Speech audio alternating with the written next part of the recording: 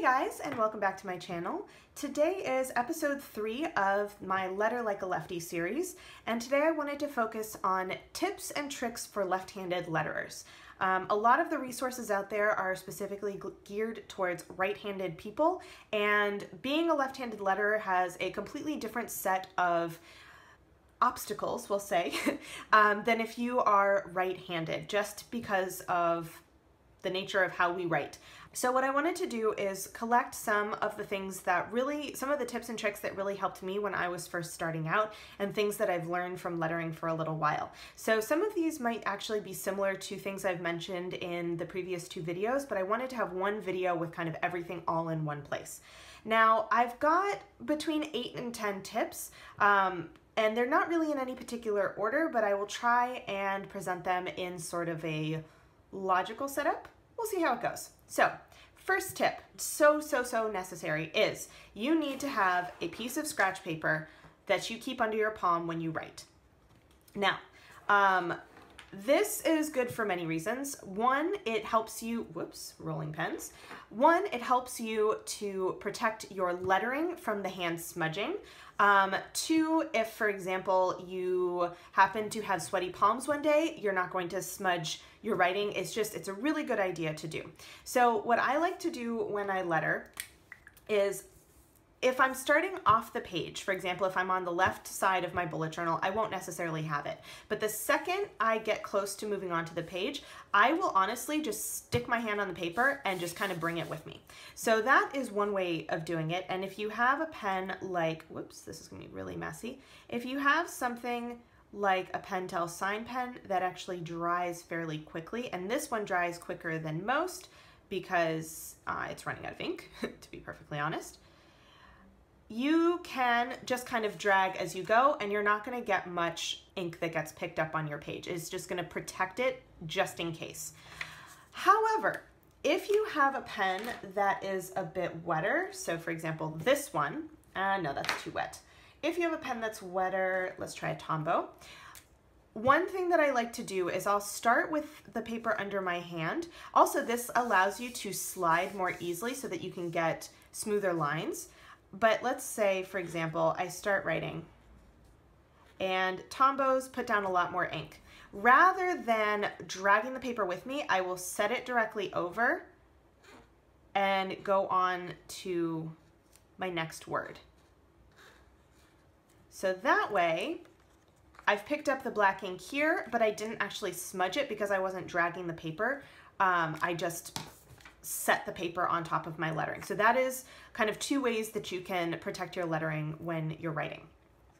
The second big tip that I have is, I don't know how you normally write, but for lettering, I find that it is so much easier to set your hand on a flat surface. One, it helps you with shakiness. I tend to have really shaky upstrokes if I don't set my hand down, and it helps you just kind of stabilize and keep your writing at an appropriate angle. So that's one way that having this paper really helps, because then you can slide more easily. So for example, if you're on like wood, sometimes your hand will kind of catch. So set your hand on a flat surface as you're writing. Use that paper under you to help it so that you have a smoother sort of trajectory as you're writing, and I find that that really helps with shaky lines and all of that kind of fun stuff. The second tip I have, and this is one I definitely mentioned before, is if you're just starting out, start with a smaller nib.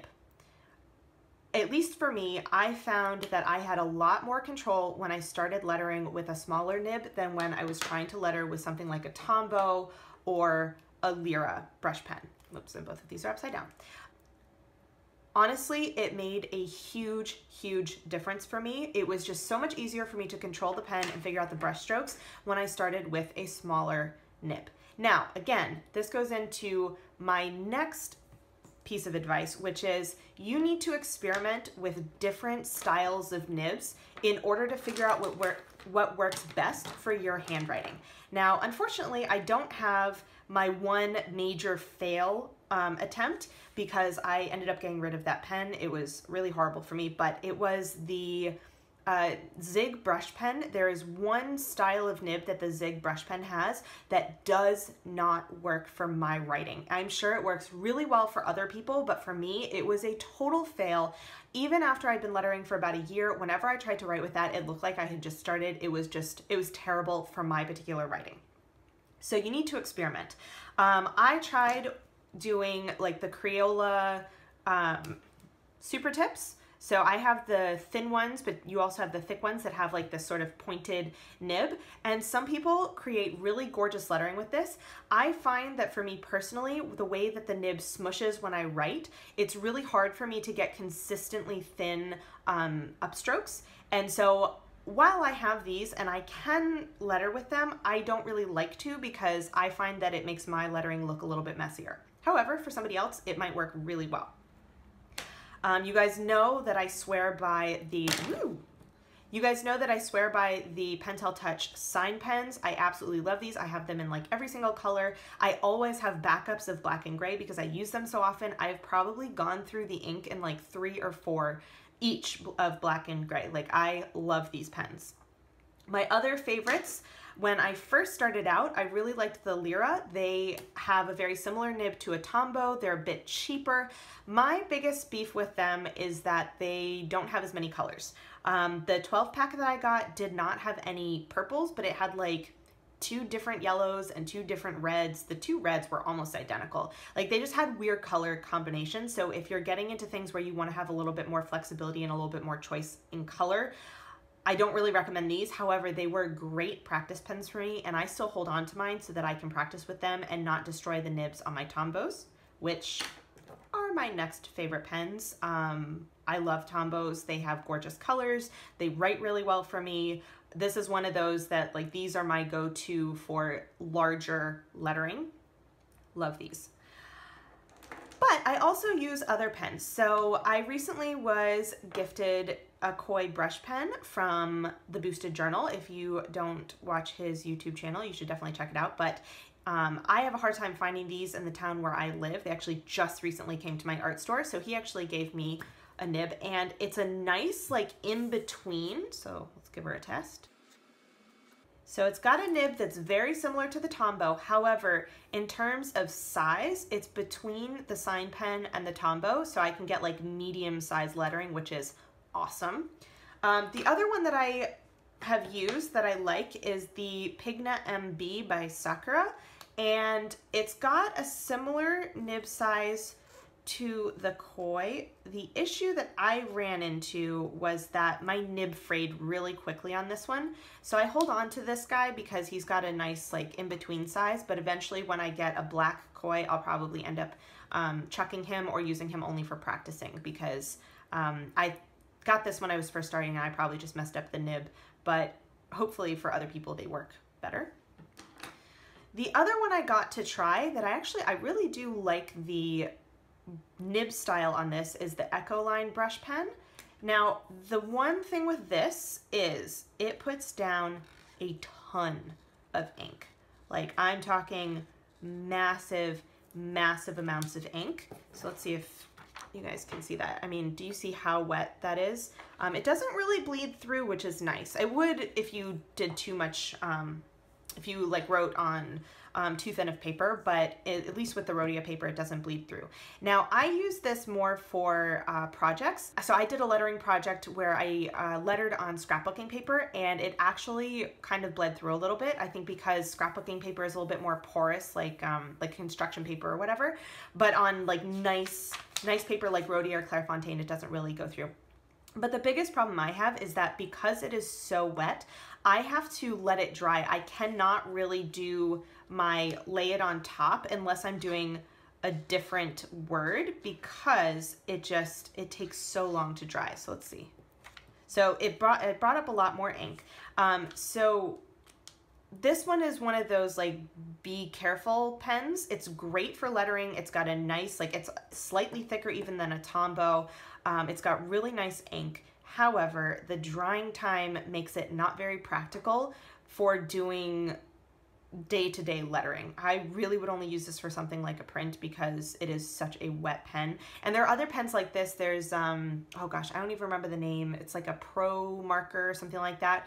And it was a similar style where it had a gorgeous colors, it had a really nice nib, but it put down so much ink that it literally took like 5 minutes to dry. It took so long, and as a lefty, you have to let it dry completely before you can move on, because the wetter the ink, the more likely you are to accidentally shift your paper. Even if you put like a palm paper over it, the wetter the ink, the more likely you are to accidentally shift it and still get smudging. So be careful with those.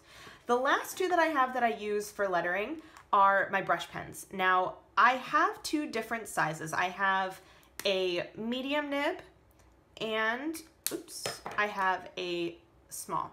Now, I use the small nib for lettering. I find that it is easier to control. The one thing with brush pens like this is that the larger the nib, the more flexible it is. Something like a Tombow, when you get a nib like this, there's a little bit more structure to it internally, and so it doesn't like flop and squish as much, if that makes sense. So one thing that I noticed with this guy is it really is much more malleable than a standard brush pen. So if you go down a nib size, it doesn't move quite as much, and I find that I have better control when I do hand lettering. So experiment. Try, figure out which brush pens are going to work best for how you write, for your style, all of that. All right, so the next tip I have is, depending on how you write as a lefty, so for example, let me grab just a normal pen. So when I write, I tend to angle my paper like this, so, and don't ask me why I started doing hi, my name is, hello, my name is, it's just my practice thing. But that's how I normally write. So I am lucky in that even as a lefty, I have a pretty like standard angle for writing. I know that for some lefties, they tend to write up and down like this in this direction. One of the biggest things is that with lettering, you are not necessarily going to be able to write the same way that you do when you print. So for example, when I letter, if you guys have noticed, I actually letter pretty up and down. Like I have my paper much more up and down than I do when I write normally. And that is because in terms of getting the angle, wow, that was a lot harder. In terms of getting the angle that I want, it just works better. If you angle your paper like this, you're much more likely, I don't know if you can tell, but I've got like the tiniest hint of like a left lean to my letters. Whereas if I write with the paper up and down, it's straight up and down. And if I wanted to, I could even, we're gonna try it. I could even attempt to angle it to the right. There we go. I can even angle it to the right more. So that is one thing that you're gonna have to play around with. I found that personally for me, lettering upright works better. For some of you, it might be okay to do it like this. It just depends. So when lettering, you need to consider two different things. So one is going to be the angle of your paper. The other is going to be how you actually write. So for example, if you normally hold your pencil like this, it is going to be really hard for you to letter. I'm not even sure if I can do it. Let's try. So. Okay, so it is totally possible, but one of the things that I've found is that when lettering, it is easier and you have more control if you kind of hold the pen. I don't even know, how do I normally letter? If you tend to have a grip, like a death grip on your pen like this, what's gonna happen is you're going to have to move your hand more in order to get the shapes you want, whereas it's easier and you can get smoother lines if you can place your hand and you can manipulate the pen with just like kind of adjusting your fingers. So that's kind of a 2-in-1 tip where you need to check the angle of your paper to get the right look for when you're actually writing, but you might also need to adjust your grip on the pen depending on how you normally write. And again, it's going to change a little bit. Sometimes I have a tighter grip on my pen than I should. Sometimes it's looser. Some days I have shaky hands. It just all kind of depends. But definitely if you are having a hard time getting those thinner upstrokes. So a lot of times as lefties, we'll get kind of notches in this, like this section here. So if you're having issues with that, one of the things to do would be to maybe try different grips on your pen to see if that'll give you a little bit more control. So one of the other things that you can do is, rather than thinking of lettering as lettering the alphabet, so like as you would with writing where you think specifically of the letters, you can think of breaking each letter into its component parts. And sometimes that can help you if, for example, you are having a hard time with your lettering still looking messy. If you think of it more like art and more like shapes, sometimes that can help you figure out how to form the letters in a more consistent way. After a while, you won't need to do that necessarily, but for example, if you're starting out, you have straight lines and you have like little oval humps. And this is where drills actually does come in handy, is it gets you to think about the letters in terms of their components rather than like, this is an A, this is an H kind of thing. That doesn't necessarily mean that you need to practice by doing drills, but if you can train your brain to think of lettering as more of like an art form rather than writing, it can actually help you get the shapes that you want as you are practicing. So before I let you guys go, I have no idea how many tips I even got through on here. I hope I hit all of the ones that I wanted to. If you guys have any other tips or tricks that you have found that work for you, please leave them down in the comments, because, for example, things that were easier for me or more difficult for me might be the opposite for somebody else. And so you guys might have different tips that I would never have even thought of. But the biggest thing is, have your piece of paper and take your time, because as lefties, we are going to drag our hands across our lettering unless you're writing in a right to left alphabet, in which case, awesome, we definitely have a leg up on righties. But at least for English alphabets, for example, we are going to drag our hands through it. It's almost guaranteed. So if you're in doubt as to whether or not you're going to mess something up, let it dry before you move on. And definitely, even if it's dry, put a piece of paper down over it, because I have had, especially with like Tombows that are water soluble, sometimes just the tiniest bit of moisture that you don't think is going to make a difference can smudge or transfer ink, and you'll get like blotches on your page and all that kind of stuff. So just take your time. Don't be like me. Don't rush. So I will see you guys in the next video. I hope this one was helpful, and happy lettering.